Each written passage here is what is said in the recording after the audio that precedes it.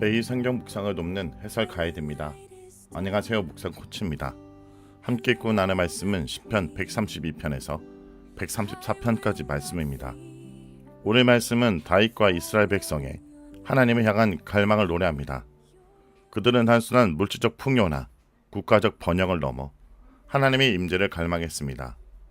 그들은 하나님께서 그들의 삶 한가운데 그들의 성읍 예루살렘 한복판에 거하시기를 간절히 바랬습니다.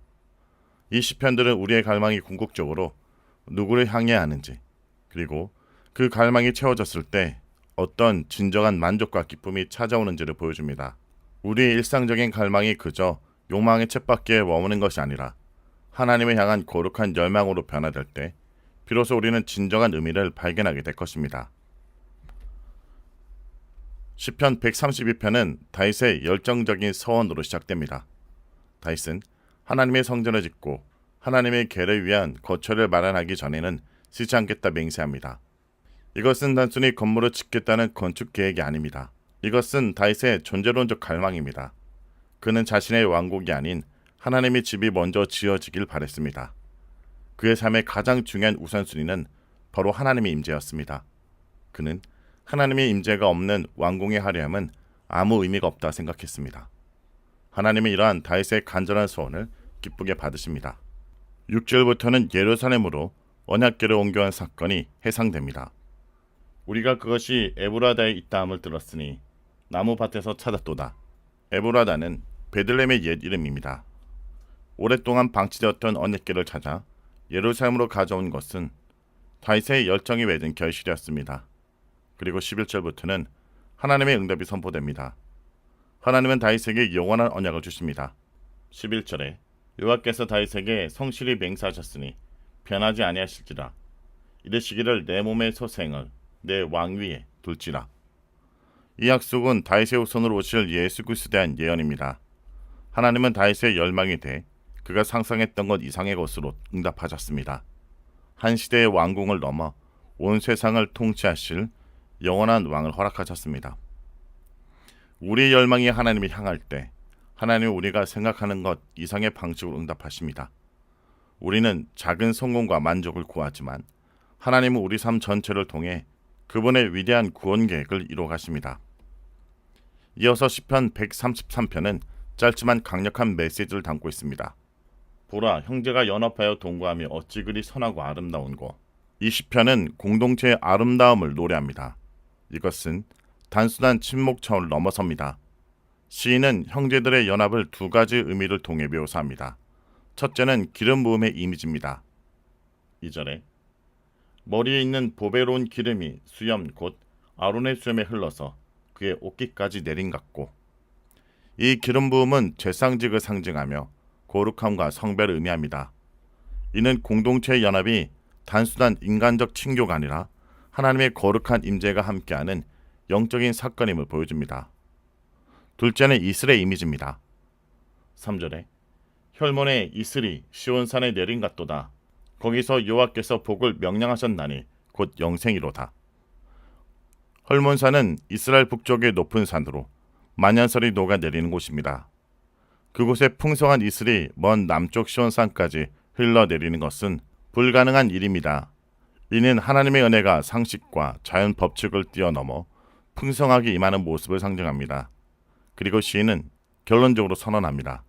여호와께서 복을 명령하셨나니 곧 영생이로다. 하나님의 복이 임하는 곳은 화려한 궁궐이나 거대한 성전이 아니라 형제가 연합하는 자리입니다.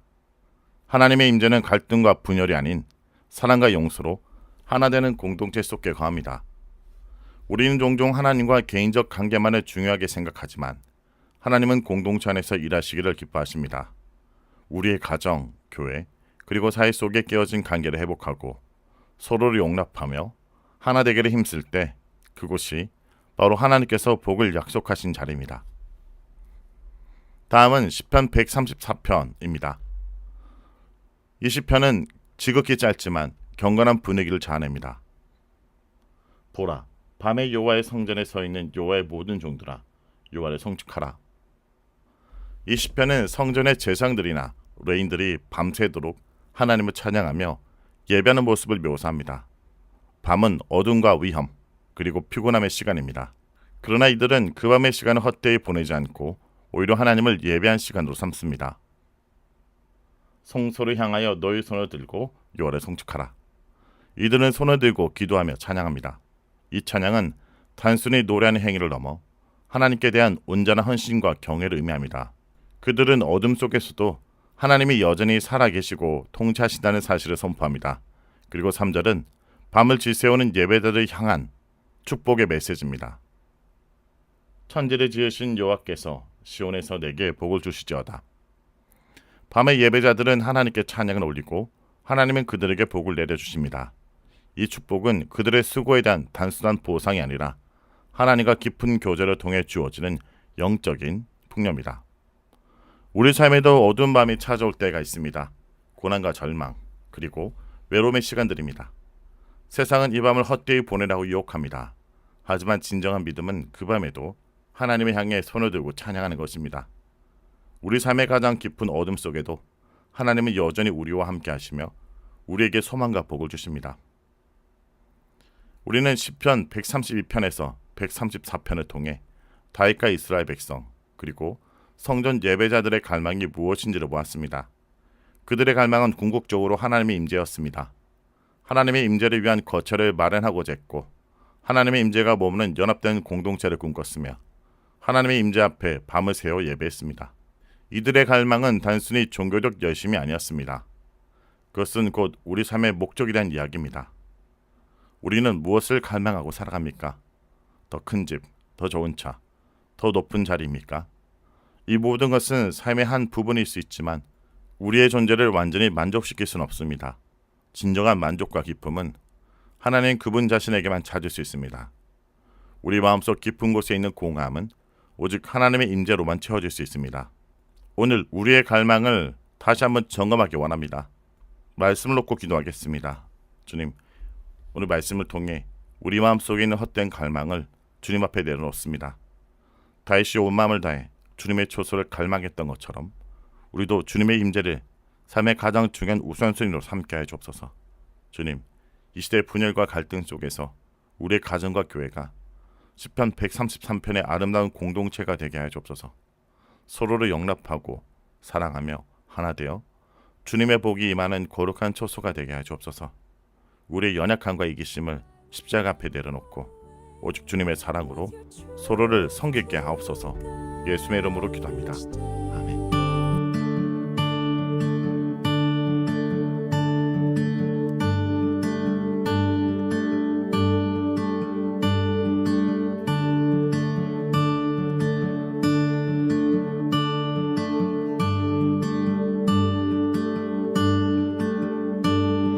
사랑의 주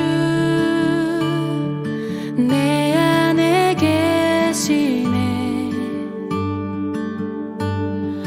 담이 없는 주의 크신 사랑, 세상에 없는 놀라운 사랑, 그 안에서 나는 자유하네. 날 살리신 주는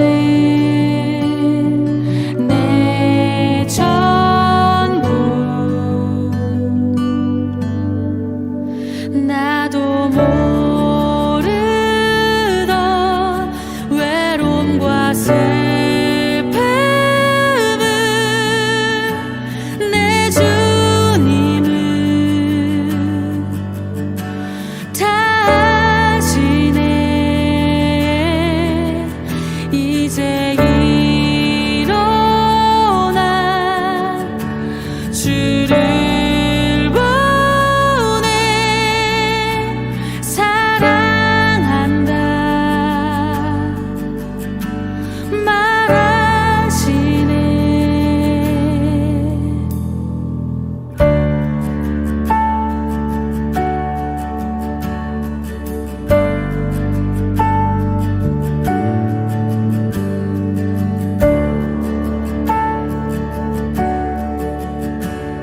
함께 노래하겠습니다. 사랑의 주,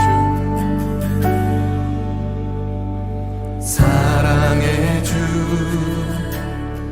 내 안에 계시네. 다함이 없는 주의 크신 사랑, 세상에 없는 놀라운 사랑, 그 안에서 나는 자유하네. 날 살리신, 날 살리신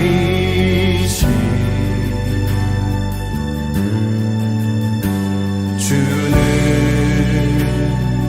내 전부. 나도 모르다, 나도 모르던 외로움과 슬픔을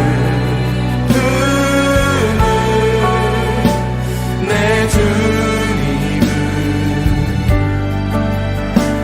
다 아시네. 이제 일어나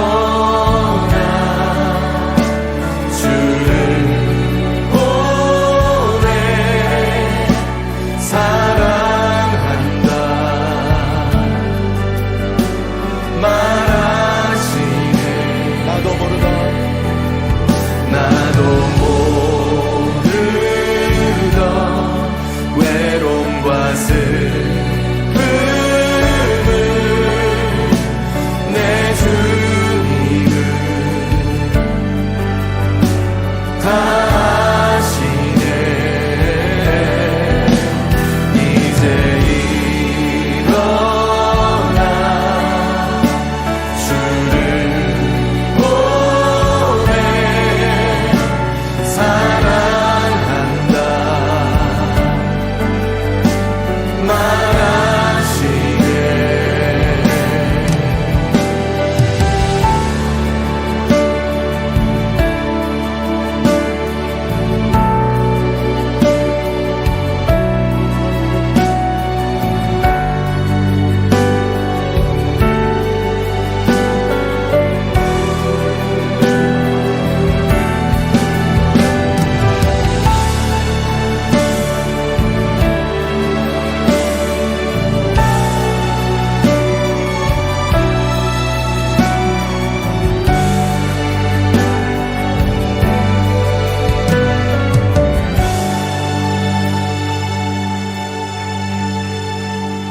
날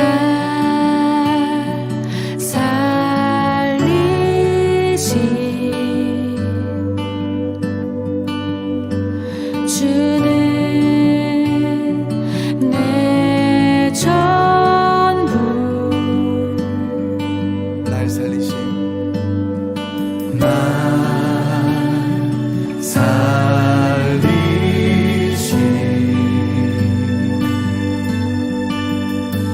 주는 내 전부. 다시 한번, 날 살리신, 날 살리신